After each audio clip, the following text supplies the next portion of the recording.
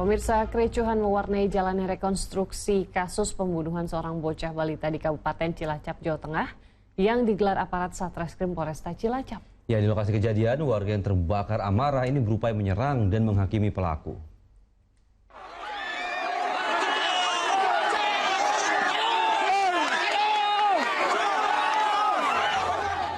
Masyarakat yang emosi langsung merangsek berupaya menyerang pelaku pembunuhan bocah balita saat berlangsungnya proses rekonstruksi yang digelar aparat Satreskrim Polresta Cilacap, Jawa Tengah pada Senin siang. Semula rekonstruksi di area perkebunan karet di Desa Adimulya, Cilacap ini berlangsung aman dan warga hanya menyaksikan adegan per adegan. Namun tiba-tiba tanpa dikomando, warga langsung maju hendak menghakimi tersangka.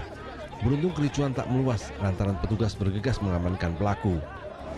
Kami memahami kami memahami bahwa warga itu emosi karena korban juga masih anak gitu kan. Jadi kami memahami, tapi yang jelas dari rekon tadi kita juga sudah mendapatkan beberapa adegan yang kita anggap sebagai adegan inti yang bisa menggambarkan dari peran-perannya nanti yang mungkin bisa tersangka jadi bertambah, ya kan. Kita sudah dapatkan itu dan yang jelas nanti rekon untuk jelasnya akan kita relokasi nanti. Meski sempat ricuh, polisi menuntaskan proses rekonstruksi mulai dari pelaku mengajak korban keluar rumah menggunakan sepeda motor hingga ia menghabisi nyawanya. Hasil rekonstruksi ditemukan fakta adanya unsur kesengajaan yang dilakukan tersangka. Yang kooperatif ya? Yang kooperatif dari Polres.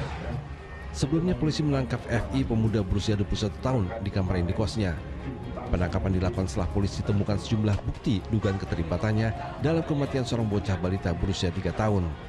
Kasus ini terungkap setelah ayah korban curiga kematian anaknya tak wajar, bukan tewas karena jatuh dari motor seperti yang diutarakan pelaku. Bahkan untuk mengetahui pasti penyebab kematiannya, polisi melakukan pembongkaran makam korban guna dilakukan autopsi oleh tim forensik.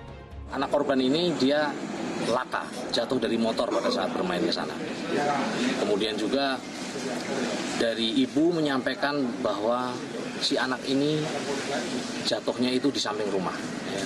Jadi dengan ada beberapa ketidaksesuaian keterangan inilah yang akhirnya kami melakukan penyidikan dan kita merangkai dari bukti-bukti serta petunjuk yang kita dapat sehingga kita bisa membuat peristiwa ini terang. Dalam pemeriksaan di hadapan penyidik, tersangka yang juga seorang karyawan koperasi simpan pinjam ini rupanya punya hubungan terlarang dengan ibu korban ketika ayah korban merantau ke luar kota. Korban menurut pelaku dianggap mengganggu hubungan gelapnya sehingga dihabisi nyawanya di sebuah perkebunan karet. Polisi menjerat pelaku dengan Undang-Undang Perlindungan Anak dengan ancaman hukuman 15 tahun penjara. Mardianto melaporkan dari Cilacap, Jawa Tengah.